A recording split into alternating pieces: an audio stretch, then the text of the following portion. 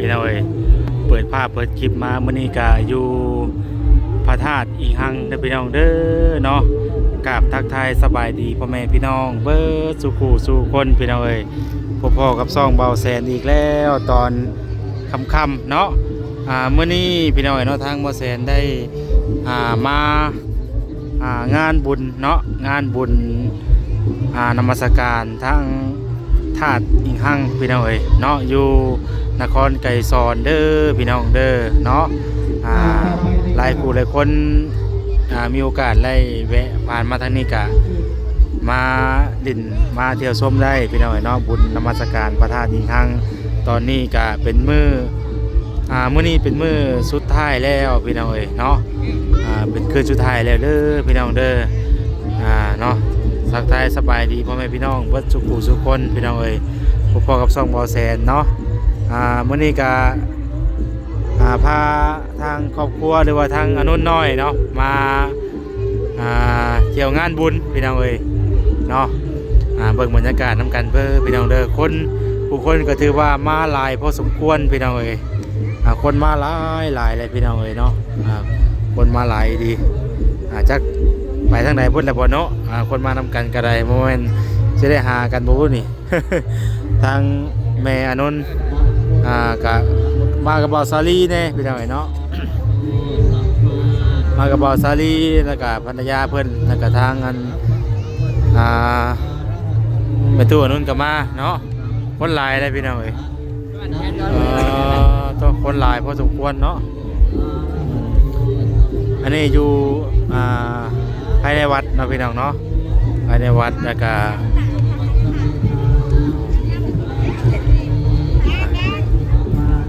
อยู่ข้างนอกกับคนหลายพี่น้องเอ้ยเนาะนี่เบิ่งน้ำกันเบิ่งบรรยากาศน้ำกันเด้อพี่น้องเด้อคนหลายพอสมควรอยู่เนาะโตจะได้หากันครับมันแม่นุ่นหนึ่งแหละพี่น้องเอ้ยรอเพิ่นย่างกายมาพี่ก่อนเนาะเพราะว่าคนมาหลายพอสมควร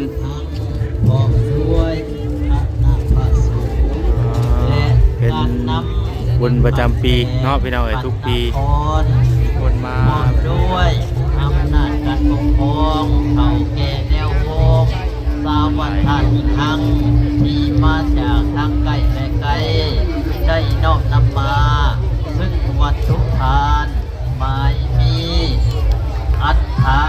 กองบุญสี่กองพระศาสตร์เพิ่งสี่รัง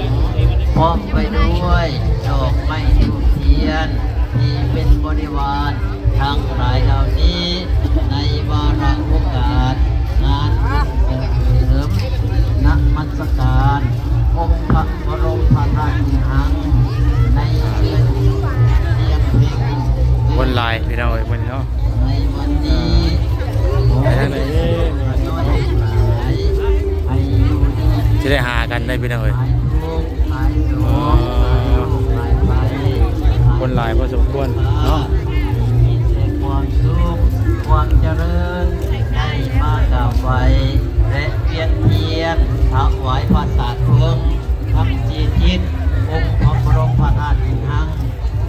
อันน้อยฮะกะว่าจะได้หากันอยู่กินนี่พี่น้องเอ้ยเอาสุดท้ายเลยข่อยเนาะใช่เล่นๆด้วยเนาะแบบผมจบเลยว่าตัวคนหลายเนาะคนหลายดีพี่น้องเอ้ยมีมือสุดท้ายดิแบบว่าลายดิศรัทธาญาติโยมจะน้อยจะไม่ดอกนั่นนี่ย้ำบอกเด้อมานี่มาจานชวนนี้ย้ำบอกเด้อถ่ายบรรยากาศในพี่น้องเป็นเบิ้งเป็นช็อตๆไปเด้อพี่น้องเด้อเนาะงานบุญนมัสการพระธาตุอิงหังพี่น้องเอ้ยพวกคนน้อยเฮากันเนาะเอาประมาณนี้เด้อพี่น้องเด้อติดตามเบิ่งน้ำกันไปเรื่อยๆเนาะเป็นระยะไปว่าทุกคนจะมาหลายซ้ำใดเนาะตัวพี่น้องเอ้ยเนาะเพิ่นจุดพลุได้พี่น้องเอ้ยตัวเนาะไปดีนี่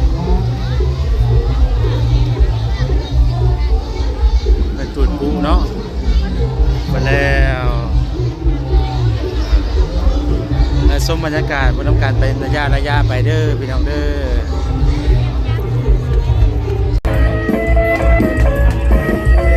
เอาบ้านดีสิบ้านจะเข้าไปกันนะแยกกล้องเออ เอาไปนั่งก่อน เออ รอคิวเข้าบ้านปีสิงพี่น้อง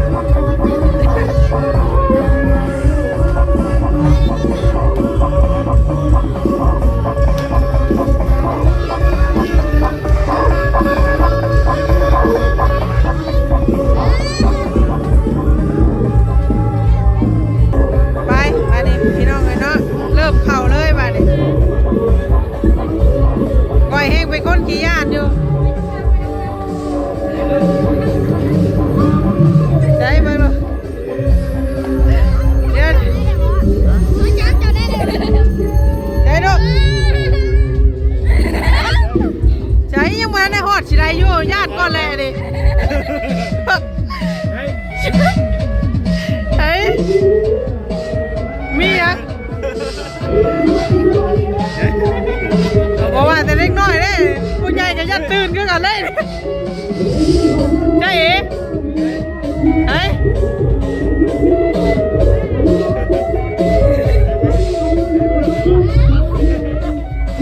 เฮ้ยบางลูกระวังน้องล้มลูก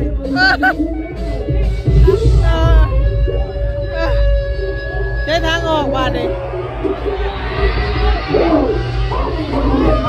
ไปทางนี้วะฮะทางเขาว่า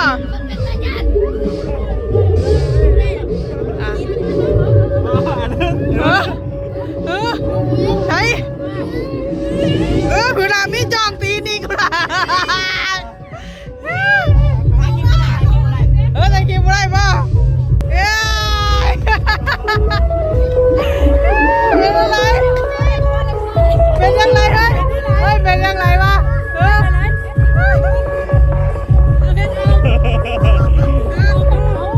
อาให้เท่ากันเลยมีมันมีจริงในโลกเราเลย ก็เห็นเอานะลูก เอาให้เท่าเอาให้เท่า เอาไปน้องเนาะหลังจากที่ว่าพากันเข้าไปเห็นว่าบ้านผีสิงถามอนุนว่าผีหรือคนวะคนอนุนว่าเนาะ ผีหรือคนพี่ก็ได้พี่ห้านมีคนกับบนย่างเขาเนาะ มีคน โอ้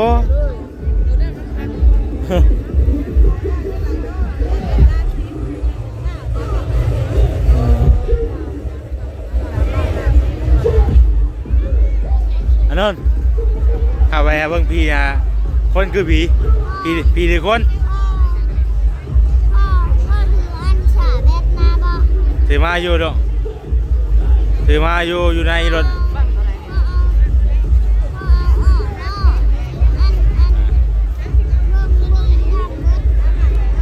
มันยังเบิ่งได้อยู่ดอก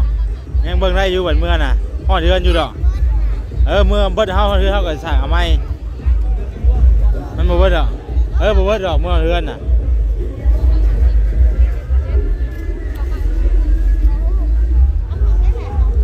เข้าไปเบิ่งพี่เป็นตาย่านบ่นนย่านจะบอกเบิ่งพี่บ่ย่าน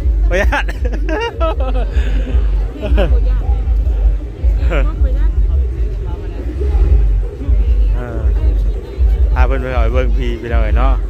เอามีแต่ว่าจังไดก็ทางมอเซนซีขอจบคลิปไว้เพียงซ้ำนี้ก่อนเด้อพี่น้องเด้อเนาะมื้อนี้ก็มาเที่ยวงานพระธาตุอีหังพี่น้องเอ้ยเนาะก็ผู้คนก็หลายพอสมควรพี่น้องเอ้ยเนาะคนมาร่วมงานแต่ว่ามื้อนี้เป็นมื้อวันสุดท้ายเนาะคนก็เลยหลายแน่จังหน่อยพี่น้องเอ้ยเนาะคนหลายมื้อนี้เนาะเป็นมื้อบุญว่าซั่นซะเนาะจังไดก็ฝากติดตามเราชมเลยพี่น้องเด้อเนาะฝากพี่พ่อน้องก็ได้กดแชร์กดติดตามทางบ่แซนแน่แต่เฮาก็จะขอจบคลิปไว้สำนี้ก่อนอยู่ดีมีแฮงบ่สุขุสุคนเด้อพี่น้องเด้อมื้อนี้ก็เป็นมื้อสุดท้ายแล้วเนาะเอาลำลาไปก่อนอยู่ดีมีแฮงบ่สุขุสุคนพี่น้องเอ้ยเนาะก็ให้ทุกท่านโชคดีอยู่ดีมีแฮงเนาะปราศจากโรคภัยไข้เจ็บทั้งปวงเด้อพี่น้องเด้อฮะพูดแล้วอย่าพูดแล้วลูกย่าให้พูดแล้ว โดยย่ายพุ่นเลยโย